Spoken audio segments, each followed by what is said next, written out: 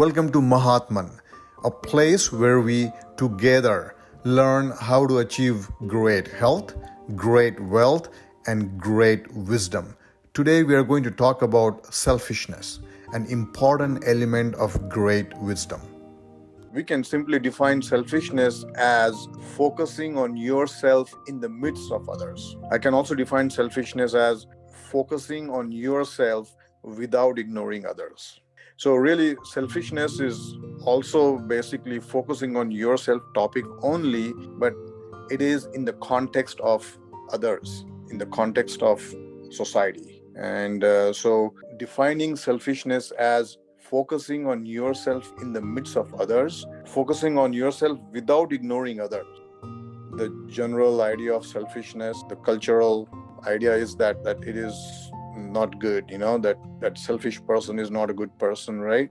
And people think selfish means you're ignoring others. Selfishness actually simply means focusing on yourself without ignoring others. Maybe the idea of selfishness will become clear if we also talk about what is not selfishness. But first, I also want to share with you the other experience I had. I was going to Best Buy. I was going for purchasing something, and so here I am driving the car, right?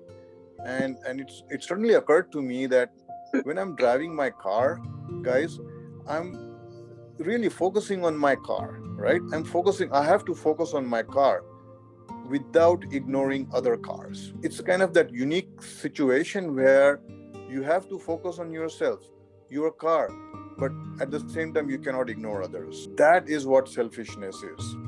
Let's talk about the opposite of selfishness. In fact, I want to ask you guys, what do you think the opposite of selfishness is? Well, as opposed to selfishness, we have selflessness. Yes, sir. I think opposite of selfishness would be sacrifice. Self-sacrificing, I guess. Generosity, unselfishness. Well, cool. Now, I have to tell you that all the answers that I heard are the outcome of our cultural conditioning. The opposite of selfish is otherish. The opposite of selfish is not selfless. The opposite of selfish is otherish. The opposite of selfish is self-centeredness, not selflessness. Because, in fact, selflessness is necessary to become selfish. And I'll also talk about that, why selflessness actually is the beginner's action. When you begin to practice selfishness, it starts with being selfless, so it is like the beginner's act when you want to become selfish. Because you see, when you only think of others, that I call being otherish. And when you only think of yourself, that is not selfish, that is self-centeredness, that is narcissism, because we are saying that selfishness means just focusing on yourself, that's all, in the midst of others, without ignoring others. When we think of others at the cost of us, that is called being otherish. Any thoughts on that? Any comments? If you talk about literal terms, selfishness means when you're thinking about yourself without having any consideration for others, for your own profit or for your own pleasure or for your own advantage. Now, selflessness is when you are doing a particular task or having a particular kind of perspective towards something or action towards something where the core focus is not yourself. The core focus is the benefit, or you can say the core focus is the greater good, instead of just focusing on your what pleasure or profit or advantage you're going to get out of this situation. That is called selflessness. Now here, what you're addressing is being selfish is sometimes important in life. That I wouldn't call selfishness, rather I would term it as self-love, which is required, as we are required to love everybody else around us. So are we required to love ourselves, because the first rule of taking care of others is taking care of ourselves. I'm glad you mentioned self-love, and we're going to talk about why selfishness actually serves as the foundation of self-love. Why selfishness actually is a necessary condition for self-love. You take care of your wants first and let others take care of their wants and their needs. Imagine how beautiful the relationships would be, right? If we all did that, right? Right. Yeah, and that's the beauty of selfishness, is that it allows you to focus on yourself. And again, we are saying that it is not uh, it is without ignoring others, right? We are not ignoring others. That is self-centeredness, that is narcissism. We are not rejecting others, and we are not taking care of our needs at the cost of others. Okay, selfishness is not taking care of your needs at the cost of others. That is not selfishness, that is narcissism. Selfishness simply means focusing on yourself, on your needs and your desires and your goals and your vision for your life, and your wishes, and fulfilling those wishes, and let others fulfill their wishes, right? And this is very common. It works at a subconscious level, but you must have noticed that people who take care of their own needs, they come across as happier. They come across attractive. Even they have some kind of an appeal to themselves. People who are not needy, people who take care of themselves, who don't rely on others, people who are self-reliant. Why is that? Why are we attracted to people who are not needy? And those who are not needy are the ones who are selfish. Because those people are attracted because they aspire to be like the person in front of him, and they know that there is something lacking in them. That's why they get attracted. Yeah, that's a good point. Yeah, this happens in all the relationships, right? We kind of just, under the name of selflessness, and under the name of sacrifice, we forget our needs and we focus on others' needs, and we don't even know what others' needs are. It's practically impossible to know, no matter how much you love another person or whatever number of years you have lived with that person. It's just practically impossible to know in a particular moment what the other person's wish is and the need is. We're constantly projecting ourselves onto others, and that's what creates all these complex relationships, right? That's why we are not happy in our relationships, and that's why we have all these expectations and conflict and frustrations. We try to be selfless and satisfy somebody's needs, but then naturally we have then expectations, and then those expectations are not met, and then we become unhappy. But if we focus on our own needs, and if the other person focused on his or her needs, and then both are happy, and then the relationship becomes beautiful. And through that self-reliance, satisfying your own needs, just like when you fill up your glass and how it overflows, right? So this love that you were talking about, Right. self-love, and I'm saying selfishness actually is a necessary condition for self-love, because when you love yourself, you're taking care of yourself. It's like filling up that glass of water, let's say, and then the water overflows after it's full. Love, if it happened as an outcome, as an epiphenomenon of self-love, or taking care of yourself, or selfishness, then that's true love. It's authentic love, it's genuine love. It's like you are the source of love, just like that overflow, and it's without you uh, becoming a vacuum, or without you having to subtract something from yourself, right? It's without depleting something in you. You are doing something for others, and that can happen if you're selfish, and leading to self-love, and then leading to loving others. So if we made selfishness as our, like, a fundamental practice, especially if we want to cultivate self-love and then love for all, selfishness becomes a critical practice. So I do agree with that. I mean, so there are people who, you use the right word, they're not needy at all. And then we really look up to them, because maybe that their selfishness gives them that strength, and that strength is it cascades across, and we kind of get inspired by their strength. So yeah, I do think so. Charisma, strength, appeal, for the appeal of personality. It's just, it really, especially the word strength, because Mahatman really is all about strength and energy, right?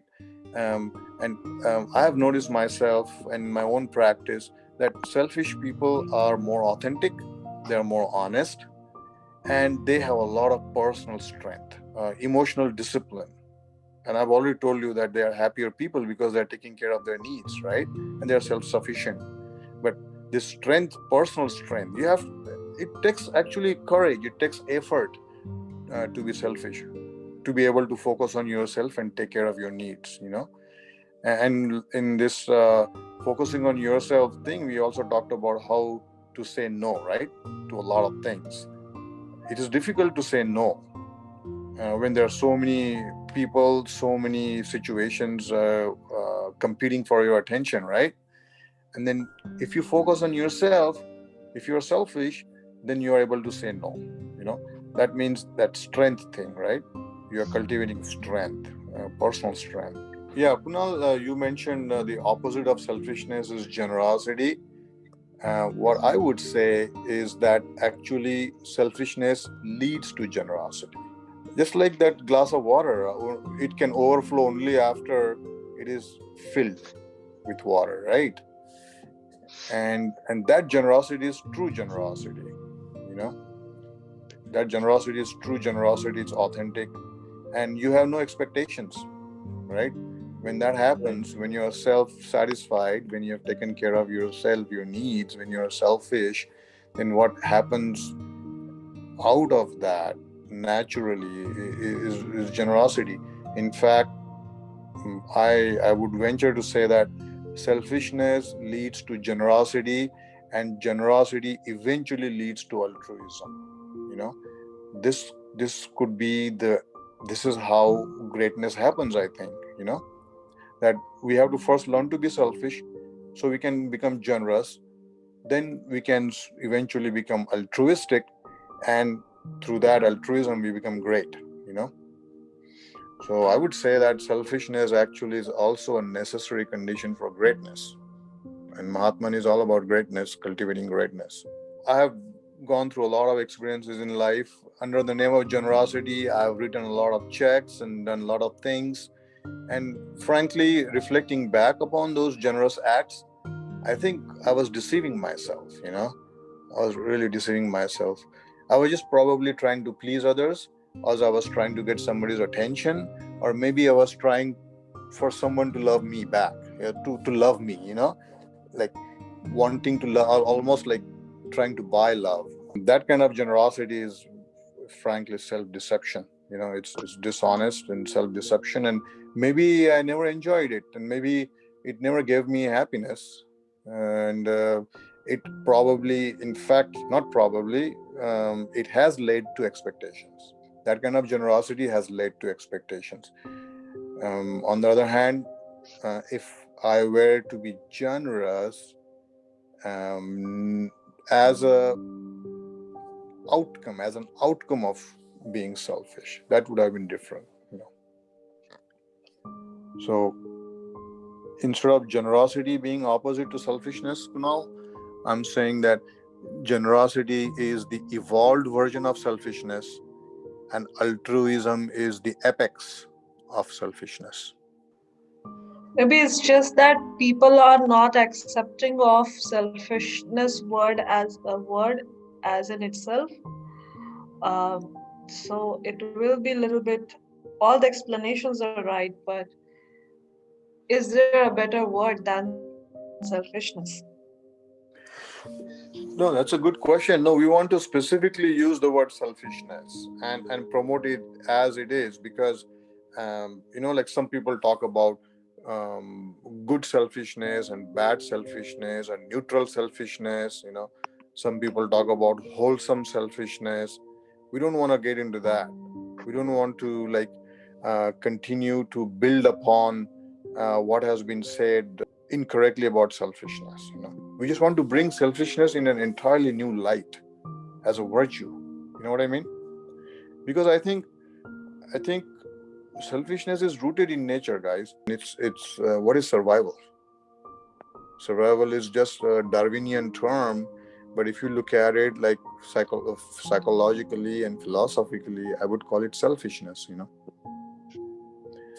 So I think nature is telling us, and we are ignoring it. um, and that's why we are suffering so much, right? Under the name of sacrifice, people are committing suicide. Suicide meaning committing suicide of their hopes and dreams and wishes, right? Especially women and girls, right? They think, I'm especially like married women, for example, in a typical family. And this may not be true for all of them, but majority, as a trend, you see that how women sacrifice their wishes and hopes and dreams for family and for their children, and the society. And I keep hammering this patriarchy, right? But it is true, and it is a fact, and across the world and across cultures, that we are still a patriarchal society as a whole in humanity, where we have taught everybody that don't be selfish, don't be selfish. This is maybe the reason that they want you to commit suicide of your wishes and hopes and dreams, and serve their purpose rather than serving your purpose. Imagine if all the women, all the mothers and girls focused on themselves, right? Just like men get that opportunity, how wonderful it would be, right? And so we want to convey the message that what culture is telling you as sacrifice is actually a suicide. What culture is telling you as sacrifice is actually a suicide. We want to convey that message.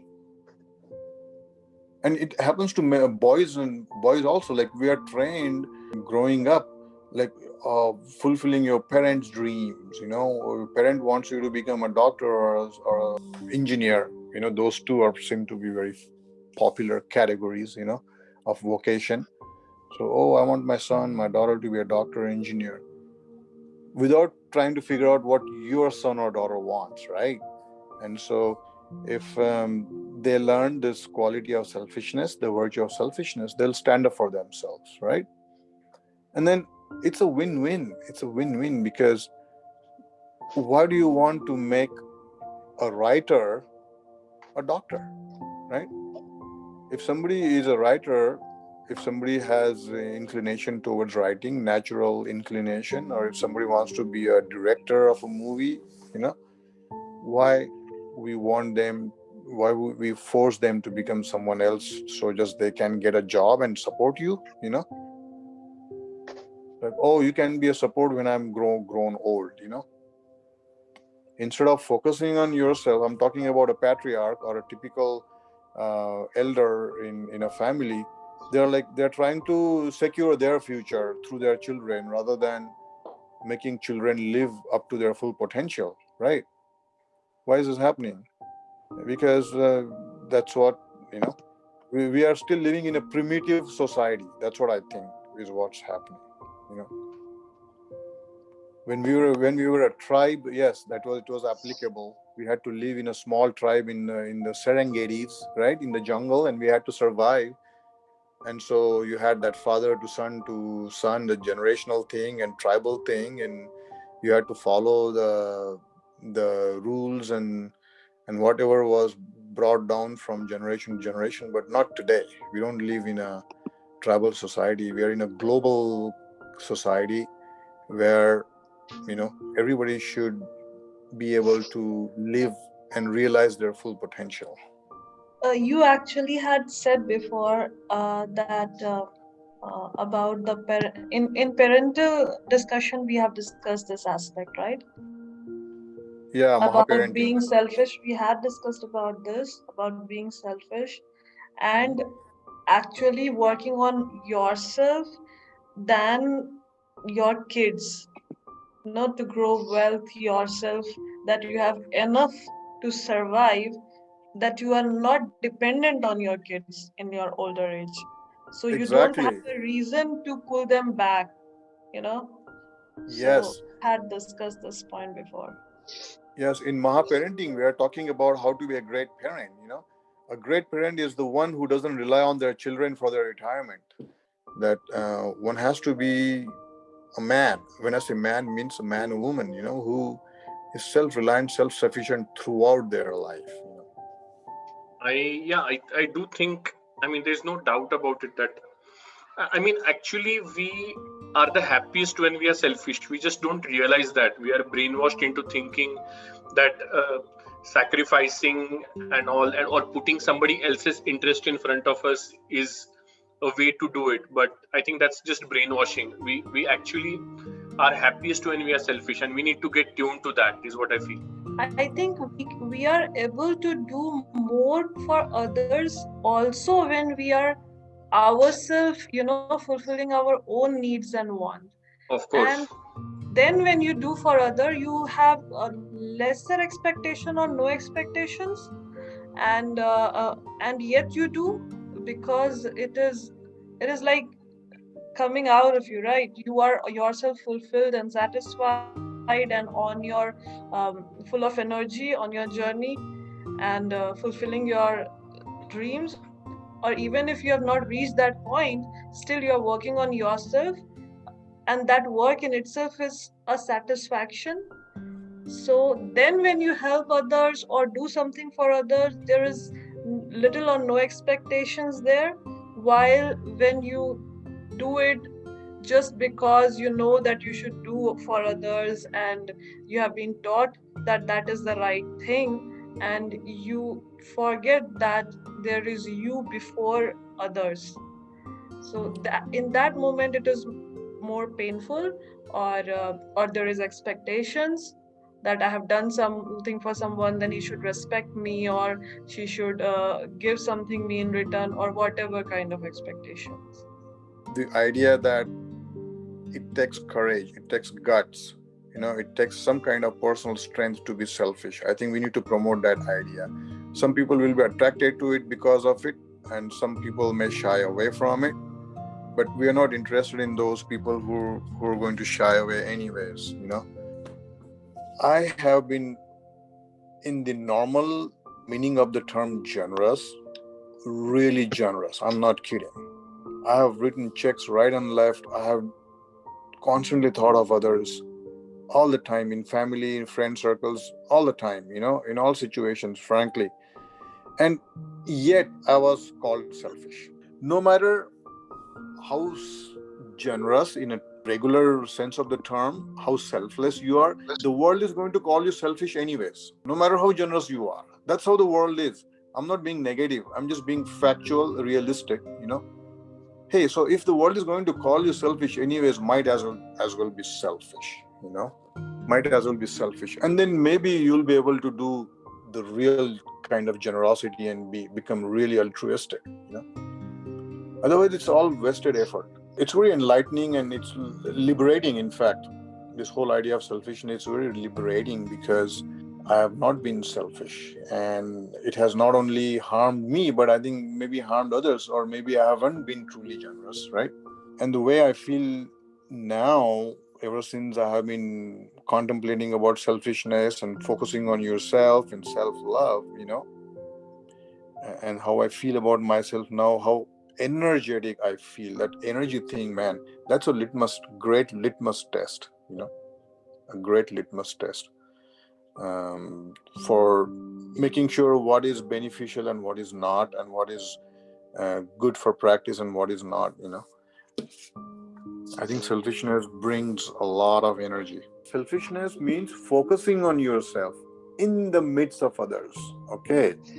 Focusing on yourself without ignoring others. On the same token, subconsciously we admire these people who are selfish. Subconsciously, knowingly, unknowingly, we admire them. That's why are all these movies in Bollywood and Hollywood become famous, popular movies?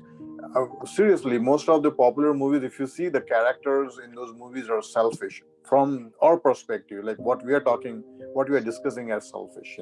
Robin Hood, everybody loves Robin Hood, even though he is a criminal, right? Why is that, right? Because he is taking care of himself, and through that he's serving others. I know our audience is Gen Z and millennials, and I think Gen Z's and millennials are more likely to accept this way of thinking, especially religious and cultural leaders and political leaders. They all want you to follow them, right? They all want you to serve their purpose. Okay. And what we are saying is serve your purpose and let others serve their purpose. And together, everybody's serving their own purpose. And that's how we succeed together, as humanity. It's all about succeeding together. Selflessness comes first. It's like a beginner's selfishness. And this is very, very nicely explained actually in The Selfish Gene by Richard Dawkins. This is an interesting twist and interesting concept where we are saying that selflessness actually is like an elementary school thing and selfishness is a high school thing, meaning you have to begin with selflessness to become selfish and then to become generous and altruistic. And this is literally kind of how we also evolved as a species, very beautifully explained in Richard Dawkins' book. If you're talking about Dawkins, he has explained the theory of survival of the DNA. And from the point of view of the selfish genes themselves, there is no paradox. So the true purpose of any DNA is to survive. So I get what you're trying to say here. And even Richard Dawkins has put that very beautifully in his book. What I really want to say is the intention behind your selfish motives is what is important. Now, being selfish, as you say, is important, yes, because it is important for us to understand our priorities and meet our priorities before thinking about anything else or before getting distracted by somebody else's needs. Only then we can help others. However, selfishness should not intersect with the code of morality. For example, today there are many people in the government who are doing things for their selfish gains, or in our everyday life, we encounter people who are operating from a core uh, selfish behavior, and their motives are very, very self seeking, where there is no gain for anybody else, there is no consideration about anybody else but themselves. What I mean here is self love and self care is important. However, so selfishness in that form is good. However, if it is intersecting or violating the code of your ethics, then I don't think it's correct. Selfishness is probably the most ethical, most moral thing, because we are saying you have to focus on yourself in the midst of others. You have to focus on yourself without ignoring others, right? And if you want to live in this world, right, you are part of that world, right? All we are saying is that make yourself the focus, the center point of that world. But the world still is there. We're not saying ignore the world or replace the world with you. We are saying you are in this world, but you are at the center of it. That's it. The world still is there, and we consider the world around us. All we are saying is you make yourself the center of it. The focus Right, is, that's yeah. true. And So, and that, what can be more ethical than that, right? What can be more ethical, more moral than that? Otherwise, it's all absolutely, hypocrisy, right? It will be hypocritical, right, to talk about the world and then you're not taking care of yourself when you are part of that world. absolutely, absolutely correct. The moot point here is it's important to operate from a place of love rather than from a place of ego. So, when selfishness is stemming out of the ego, then it is usually sabotaging for ourselves and for others. But if it is operating out of love, then it not just serves ourselves, but it serves everybody who is around us. Yeah, we've already mentioned that selfishness, because in our literature, we're going to talk about what is not selfishness, right? And we've already said that selfishness is not narcissism, right? Right. So we took care of that. Yeah, we definitely. But one thing I have to say, since you use the word ego, just like we are redefining selfishness and putting it in a different virtuous light, we also want to put ego into virtuous light, especially all the damage that has been caused by whether pseudo Buddhism or pseudo spirituality, just like they have put selfishness into bad light, they have also put ego into bad light, and that is another rebellious endeavor that we are doing, is we are putting ego into a very positive light. We're going to say that develop a strong ego. Okay, that's what we're going to, and we'll talk about it. And I will try to convince you, just like I'm trying to convince everybody about selfishness. It is important to have a strong ego, and then the collateral damage is minimal.